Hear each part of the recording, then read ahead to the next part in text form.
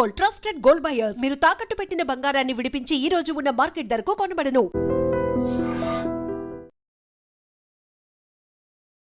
Hi guys, welcome to I dream. నేను మీ Chanakya. Guys, present India and America మధ్యలో జరుగుతూ ఉన్న ఈ హై టెన్షన్స్ మధ్యలో అండ్ అక్కడ నివసిస్తున్న వాళ్ళు, లేకపోతే H1B వీసాకి సంబంధించిన కానీ అండ్ ఇలాంటి వాటికి సంబంధించి ఎవరైనా కానీ ఇప్పుడు ట్రావెల్ చేయాలనుకుంటే అలా అక్కడున్న స్టూడెంట్స్ వాళ్ళ మీదకైనా కానీ సో ఏమన్నా ఇబ్బందులు ఏమన్నా తలెత్తుతాయా?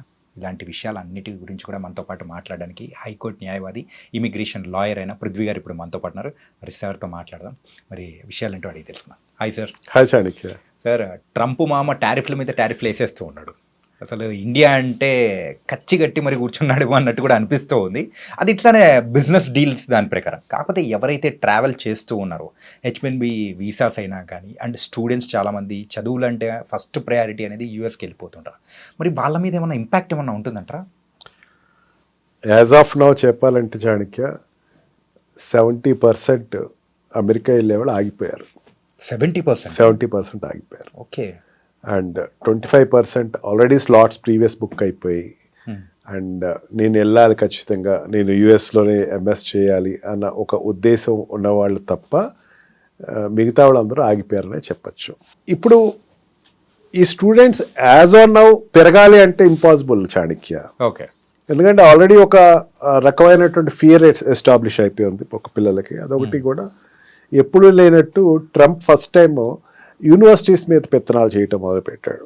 యూనివర్సిటీస్ ఇట్లా ఉండాలి, యూనివర్సిటీస్ మీరు స్పాన్సర్ చేయకూడదు. ఈవెన్ అక్కడ ఉండేటువంటి ఎడ్యుకేషన్ డిపార్ట్మెంట్ని తీసేశాడు. ఎడ్యుకేషన్ డిపార్ట్మెంట్ అంటే ఎడ్యుకేషన్ మినిస్ట్రీ ఉంటుంది కదా మనకి, అట్లాగే ఎడ్యుకేషన్ మినిస్ట్రీని తీసేశాడు. తీసేసి అక్కడ ఇంకా ఫండింగ్ ఆఫ్ లోన్, వీళ్ళకి ఇచ్చేటువంటి స్టూడెంట్స్కి ఇచ్చే లోన్స్ కానీ వాళ్ళకి ఇచ్చే స్కాలర్షిప్స్ మొత్తం తీసేశాడు. ఏదైనా సరే యూనివర్సిటీసే పెట్టుకోవాలని చెప్పేసి హీఈస్ డిస్కరేజింగ్. మెయిన్ ఏంటంటే తనకు ఒక రకమైన థ్రెట్ ఉంది అక్కడ.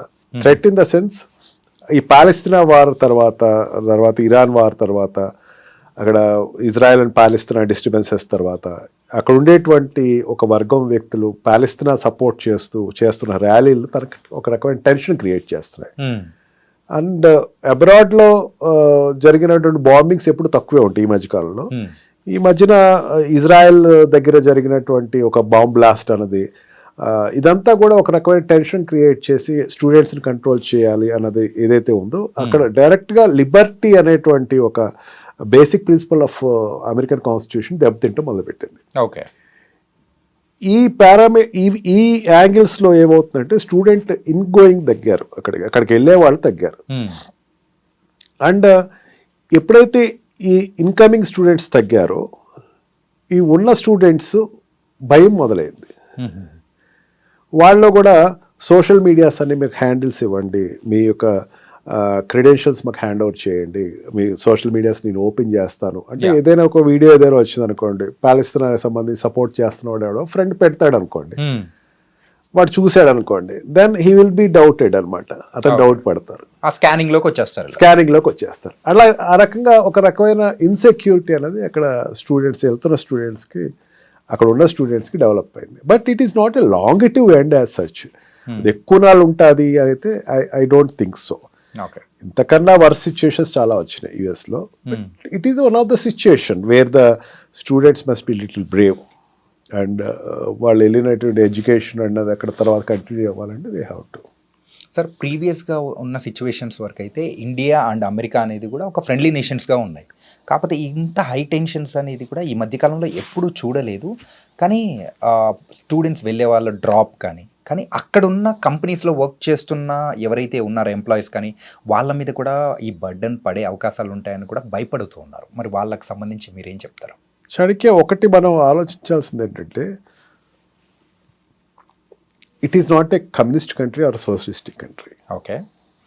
అక్కడ ప్రైవేట్ కంపెనీస్ని గవర్నమెంట్ కెనాట్ డిక్టేట్ టర్మ్స్, ఇట్లా చేయాలి. ఓకే. యాపిల్ లాంటి ఒక చిన్న కంపెనీ నీకు ప్రొడక్షన్ ఇండియాలో ఆపేయమంటే నేను ఆపనని చెప్పింది. ఏం చేయలేకపోయాడు. ఓకే. మహా అయితే ట్యాక్స్ పెంచుతావు, ఎంత పెంచుకోవాలి అంటే అక్కడ ఉండేటువంటి industrialist are very powerful. Okay. వాళ్ళని ఎవరు కంట్రోల్ చేయలేరు. ఎంతమంది ఎంప్లాయీస్ కావాలి, ఎట్లా కావాలి అనేది వాళ్ళ ఇష్టం. అది అంటే కంట్రీ సిచ్యుయేషన్స్, కంట్రీ మధ్య ఉండేటువంటి కొన్ని వాట్ కాల్ కామర్స్ సంబంధించిందో లేకపోతే ఈ బిజినెస్ సంబంధించిందో ఉండే రిలేషన్షిప్ వేరు, ఆల్రెడీ వెళ్ళిపోయినటువంటి వాళ్ళు ఆల్రెడీ వెళ్తున్న వాళ్ళ యొక్క సిచ్యుయేషన్ వేరు. ఓకే, ఇప్పుడు ఏదైనా ఇండియన్ కాలేజెస్ తీసుకుందాం, ఇప్పుడు ఇంజనీరింగ్ కాలేజ్ లేకపోతే గవర్నమెంట్ కాలేజ్, మెడికల్ కాలేజ్, వాళ్ళు ఎక్కువ దేని మీద ఆధారపడతారంటే ఎన్ఆర్ఐ సీట్లకి అండ్ పేమెంట్ సీట్ల మీద ఆధారపడతారు. మీరు ఎవరైనా ఏ కాలేజ్నైనా అడగండి, ఓపెన్ ట్రూత్ అది. అక్కడ కూడా అంతే, అబ్రాడ్ నుంచి వచ్చే స్టూడెంట్స్ దగ్గర నుంచి డబ్బు డైరెక్ట్గా వస్తుంది వాళ్ళకి. ఓకే, ఈ డబ్బు అన్నది స్కాలర్షిప్లు పెట్టాలి. అక్కడ లోకల్గా ఉండేటువంటి సిటిజన్స్ నుంచి వచ్చేటువంటి స్టూడెంట్స్ ఎవరైతే ఉన్నారో వాళ్ళందరికీ డబ్బులు అది పెట్టుకోవాలి, కంట్రీ పెట్టుకోవాలి. వీళ్ళు పే చేస్తారు, వాళ్ళకి ఇది పే చేయాలి. ఓకే, ఆ బిజినెస్ పరంగా ఎడ్యుకేషనల్ బిజినెస్ ఆధారంగా చూసుకుంటే ఏ కంట్రీ కూడా ఈ అమెరికన్ ఏ యూనివర్సిటీ కూడా they won't leave that hope Indian students రానివ్వద్దు అన్నది ఆ యూనివర్సిటీస్ మెయింటైన్ చేయట్లా. ఓకే, చాలా వరకు ఏమవుతుందంటే ఒక సోషల్ మీడియా మిస్రిప్రజెంటేషన్ అనే నేను అనుకుంటున్నాను. అంటే ఇప్పుడు మనం చూసేది అనేది కూడా చాలా వరకు కాదు, ట్రూత్ తక్కువ. ఓకే, ట్రూత్ కి సత్య దూరం చాలా ఎక్కువే ఉన్నాయి. Yes sir. అలాగే ఆ ట్రంప్ ఇంతకుముందు అంటే ఎప్పుడైతే గవర్నమెంట్లోకి వచ్చారో సార్, అధికారంలోకి వచ్చిన తర్వాత గోల్డ్ కార్డ్ అనేది కూడా ప్రవేశపెట్టారు కదా సార్, మరి దాని సంగతి ఏంటి సార్ ఇప్పుడు అది? Yes, gold card is going good for him. India నుంచే ఎక్కువ గోల్డ్ కార్డ్స్ పర్చేసింగ్ జరిగినాయి అని చెప్పేసి అన్నాడు. బిజినెస్ వీసా, ఈబీ వీసా ఏదైతే ఉందో అది దాన్ని తగ్గించాలనే ఉద్దేశంతో గోల్డ్ కార్డ్ అనేది పెట్టాడు. ఇంత అమౌంట్ మాకు కట్టండి, మీరు ఇక్కడ ఉండొచ్చు అని చెప్పేసి అన్నాడు. And partially he got succeeded. అంటే it is not overnight జరిగేది కాదు, ఓపెనింగ్ అయితే చాలా బాగానే వచ్చింది. ఇండియా నుంచి కూడా చాలా గోల్డ్ కార్డ్స్ అయితే పర్చేసింగ్ జరిగినాయి. గోల్డ్ కార్డ్ తీసుకున్నవాడు అక్కడ they can stay for ever, business చేసుకోవచ్చు, వాళ్ళు టర్న్ ఓవర్స్ చేసుకోవచ్చు. 10 crores రేషియో ఏదో ఉంది, 10 crores రేషియో ఉంటే they can do business there. You have to pay there to the government pay చేసుకుని నువ్వు బిజినెస్ స్టార్ట్ చేసుకోవచ్చు డైరెక్ట్గా. అంతేకాని దానికోసం వేరే వీసాలు అప్లై చేయటం, దాని గురించి వెయిట్ చేయటం ఇవన్నీ లేదు అని చెప్పేసి అన్నాడు. సెకండ్ టైం ప్రీవియస్ ఒకసారి ఇంట్రడ్యూస్ అయిన తర్వాత ఇది మళ్ళీ చాలా తర్వాత మళ్ళీ గోల్డ్ కార్డ్ ఇంట్రడ్యూస్ అవుతుంది. బిజినెస్ వైజ్గా ఇట్ ఈస్ గోయింగ్ అప్. అదే చాణక్య నేను చెప్తుంది అదే, వాట్ యు ఆస్క్ ప్రీవియస్లీ, ఇండియాకి అక్కడికి యుఎస్కి ఉండే రిలేషన్స్ స్ట్రెయిన్ అయినాయి కదా. రిలేషన్స్ ఏం స్ట్రెయిన్ అవ్వలేదు చాణక్య. తన అడుగుతున్నది ఏంటంటే బ్రిక్స్లో ఉండేటువంటి కంట్రీస్, బ్రిక్స్ కంట్రీస్ అంటే what we call this India, Brazil, Russia, India, China, ఇవన్నీ కలిసి ఒక సౌత్ ఆఫ్రికా, ఇవన్నీ కలిసి ఒక కొత్త కరెన్సీని ప్లాన్ చేస్తున్నాయి అండ్ డాలర్ను పక్కన పెడుతున్నాయి. అక్కడ ట్రంపే కాదు, ట్రంప్ కాకుండా ఇంకోటి ఉన్నా సరే అదే చేస్తారేమో నా ఉద్దేశంలో. Okay, because is it competition for their country.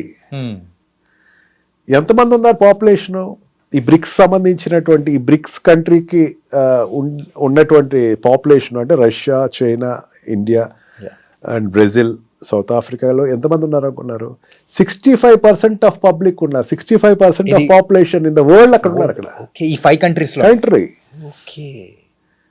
Influence చేయదగ్గది 65% కానీ ఉన్నారు. అంటే అది పెద్ద రేషియో కదా, చాలా పెద్ద రేషియో సార్. ఇది వస్తే గనక డాలర్ యొక్క విలువ తగ్గిపోతుంది అని ఒక భయం అన్నది ఆ కంట్రీకి ఎక్స్ప్రెస్ చేశాడు. బ్రిక్స్ని డిస్కరేజ్ చేయాలి. ట్రంప్ దగ్గరే కాదు అది, అంతకు ముందు ఉన్నటువంటి బైడెన్ కానీ, అంతకు ముందు ఉన్నటువంటి వాట్ వి కాల్ ప్రెసిడెంట్స్ ఎవరైనా సరే, బైడెన్ కావచ్చు, అంతకు ముందు ఉన్నటువంటి వాళ్ళే ఎవరైనా సరే దీన్ని డిస్కరేజ్ చేశారు. ఎందుకు డిస్కరేజ్ చేశారంటే బ్రిక్స్ వస్తే వాళ్ళ వ్యాపారాలు జరగవు. ఓకే, ఈ సిచ్యుయేషన్లో ఏమైంది, ఇండియా మీద ఇప్పటివరకు లేదు, మొన్నటి వరకు లేదు. పాకిస్తాన్ ఈవెన్ సింధూర్ వార్ జరిగినప్పుడు కూడా సిచ్యుయేషన్స్ ఆర్ గుడ్. మెయిన్ మనం క్రూడ్ తెచ్చుకుంటున్నాం అక్కడి నుంచి, రష్యా నుంచి డైరెక్ట్గా క్రూడ్ తెచ్చుకుంటున్నాం, తక్కువ రేటు తెచ్చుకుంటున్నాం. అమెరికాకి నష్టం కదా దానివల్ల నష్టం ఎవరికంటే నాటో కంట్రీస్కి నష్టం. అంటే European countries, NATO excluding America, European కంట్రీస్కి నష్టం. వాళ్ళ కంట్రీస్ నుంచి తెచ్చుకోవాలి, అది జరగట్లా. అండ్ ఆల్సో మనం అప్పు చాలా వరకు పే చేస్తాం. మరి చాలా ఎక్కువ అప్పు ఉండేది క్రూడ్లో. అందుకే సౌదీ కంట్రీస్ని మనం పెద్దంత ఖాదరు చేయకపోవడం కారణం అదే. ఓకే, మనం చాలా వరకు అప్పు పే చేస్తాం. ఇదివరకు చాలా అప్పు ఎక్కువ ఉండేది, మనకి పే బ్యాక్ ఎక్కువ చేసాం మనం. అండ్ వాళ్ళ కాన్ఫిడెన్స్ కూడా ఇది పే చేసేస్తారు అని. రష్యా నుంచి ఎక్కువ తీసుకుంటున్నాం మనం, తక్కువ రేటుకి ఎక్కువ తీసుకుంటున్నాం. మిగతా కంట్రీస్కి దానికి దగ్గర దగ్గర $2 బిలియన్ ఎంతో మనకి డిఫరెన్స్ ఎక్కువ లాభం అన్నది వస్తుంది.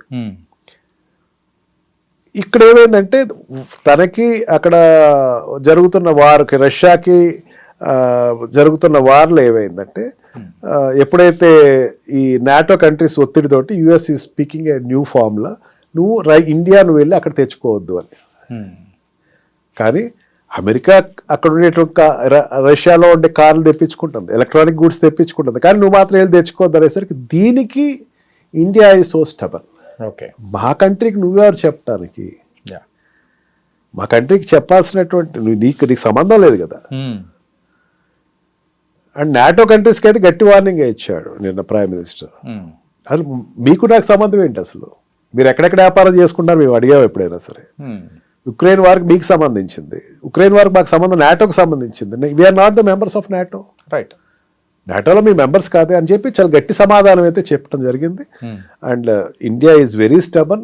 చాలా నాళ్ళ తర్వాత ఇండియా చాలా స్టబన్ నిర్ణయం తీసుకుంది, ఎటు పక్కన వంగకుండా. బికాజ్ మన రష్యాతోటి ఉండేటువంటి రిలేషన్షిప్ ఎక్కువ. మనం ఈ రోజున 70% వాట్ వి కాల్ ఎయిర్ క్రాఫ్ట్స్ ఏదైతే ఉన్నాయో, డిఫెన్స్ ఎయిర్ క్రాఫ్ట్, దాని మీద ఆధారపడి ఉన్నాయి. ఇప్పటికీ ఇక్కడ రీసెర్చ్ జరుగుతున్నాయి. They are supporting us. And Russia మన పక్కన ఉంటే చైనా మన కంట్రోల్లో ఉంటుంది. అది మర్చిపోవద్దు మనం. చైనా కొంచెం ఏదైనా ఎదురు తిరుగుతుంది అన్నది ఏదైనా ఉంటే Russia will control it. Situation control చేస్తుంది. అందులో that's why Modi is going to China very soon. It is one of the good indication. China తోటి ఎప్పుడు మనం యుద్ధం పెద్దగా పెట్టుకోకూడదు, ఎందుకంటే పెద్ద కంట్రీ కాబట్టి. ఈ రెండు కంట్రీస్ సపోర్ట్ ఇచ్చినంతసేపు పెద్ద ప్రాబ్లం ఏం కాదు మనకి. ఈ అక్కస్తోటి ఏమైందంటే ఒకసారి 50% టారిఫ్ పెంచింది. కొన్ని sectors there is loss, but కొన్ని సెక్టర్స్ ఆక్వా ఫీల్డ్ లాస్ వస్తుంది. గోదావరి జిల్లాలకు ఉండేటువంటి ఆక్వా ఫీల్డ్ ఎక్కువ, వాళ్ళ ఆక్వా ఫీల్డ్ మీద ఆధారపడతారు, వాళ్ళకి కొంచెం లాస్ వస్తుంది. అండ్ టెక్స్టైల్ ఇండస్ట్రీస్ కొన్ని లాస్ అవుతున్నాయి. అండ్ ఫార్మా ఇండస్ట్రీస్, మెయిన్గా ఫార్మా ఇండస్ట్రీ మనకి ఇక్కడ ఉండేటువంటి మోడీ డ్రగ్స్ ఏదైతే ఉన్నాయో ఎక్కువ అక్కడ సేల్ ఉంటుంది, వాటికి కొంచెం ఉంటుంది. బట్ ఫార్మాకు అయితే తన లిబర్టీ ఇచ్చాడు. దీంట్లోంచి ఈ 50%లో ఫార్మా తీసేస్తున్నారు, ఎందుకంటే వాళ్ళకి అవసరం. ఓకే, తనకి ఏదైతే అవసరం అదే ఎక్కువ నాళ్ళు ఇది ఉంటుంది అని అయితే నేను అనుకోవట్లేదు. ఎందుకంటే కంట్రీ లాస్ వాళ్ళకి, మనకన్నా లాస్ వాళ్ళకి ఎక్కువ ఉంటుంది. ఓకే, అండ్ డైమండ్స్కి సంబంధించినటువంటివి కొన్ని సెక్టర్స్ అయితే ఇట్ నియర్లీ కొంచెం లాస్ అయితే ఉంటుంది. This is called commerce. Relationship is different.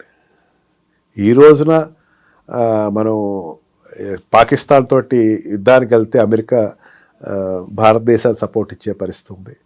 And also for any other activities America ఇండియాకి సపోర్ట్ ఇస్తే ఆ ప్రాబ్లం ఏం లేదు. Commerce is difference. ఓకే, వ్యాపారమే.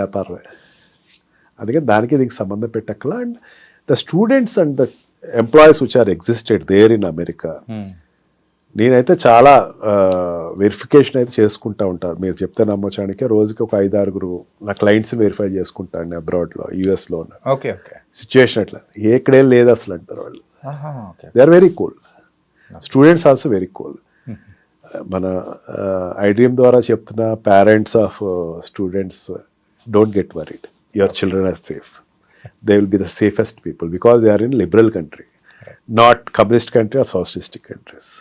Nice sir. ఏంటంటే అక్కడికి వెళ్ళిన తర్వాత పేరెంట్స్ ఇక్కడ ఉన్న వాళ్ళు చాలా వరకు భయపడుతూ ఉంటారు. అరే పేపర్లో ఇన్ని రాస్తూ ఉన్నారు, అసలు వీడియోస్ ఏమో ఇన్ని వస్తూ ఉన్నాయి, అరే ఇన్ని టారిఫ్లు వేస్తున్నాడు, ఈరోజు ఇలా ఉందంటే రేపు శత్రు దేశంగా చెప్తాడేమో, ఇలా చాలా మిస్కన్సెప్షన్స్ అనేది కూడా ఉన్నాయి.